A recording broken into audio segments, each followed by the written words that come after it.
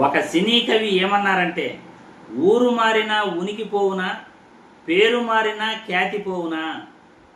ఊరు మారినంత మాత్రాన అతని ఉనికిని కోల్పోతాడా?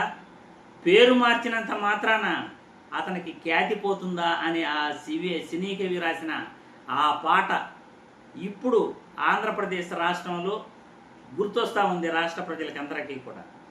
ఎందుకంటే ముఖ్యమంత్రిగా చంద్రబాబు నాయుడు ఈరోజు 18 నెలల పాలనలో కొత్తగా ఏమీ తీసుకురాకపోగా, గత ప్రభుత్వంలో జగన్మోహన్ రెడ్డి తీసుకొచ్చిన సంస్కరణలను, పెట్టుబడులను పేర్లు మార్చుకుంటూ తనవుగా గొప్పగా చెప్పుకునే ప్రచారం చేస్తున్నారు ముఖ్యమంత్రి చంద్రబాబు నాయుడు గారు, కూటమి నాయకులు, ఎల్లో మీడియా.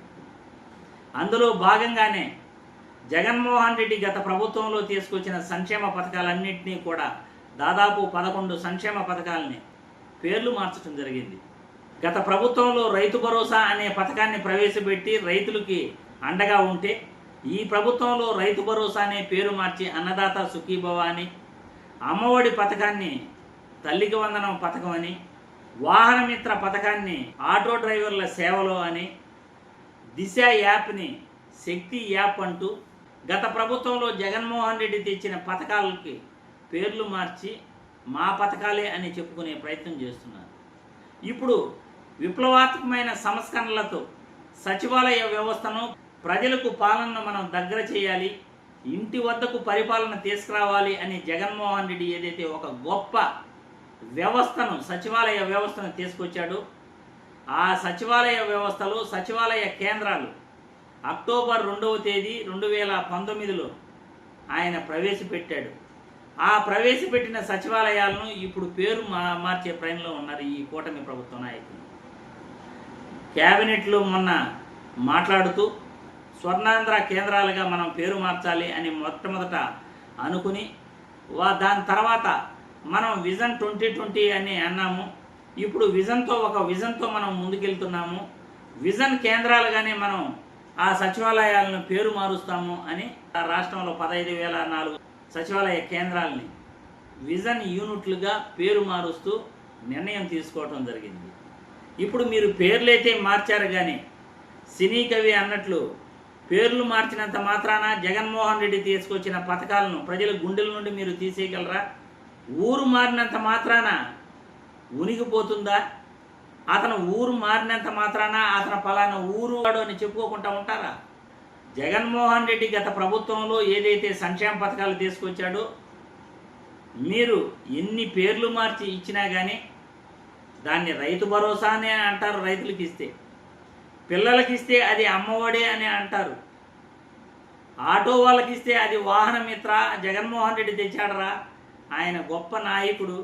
ఆ రోజు ఆ మహానుభావుడు తేకుండా ఉంటే మనకి ఆటో డ్రైవర్లకి ఈయన డబ్బు ఇచ్చేవాడా?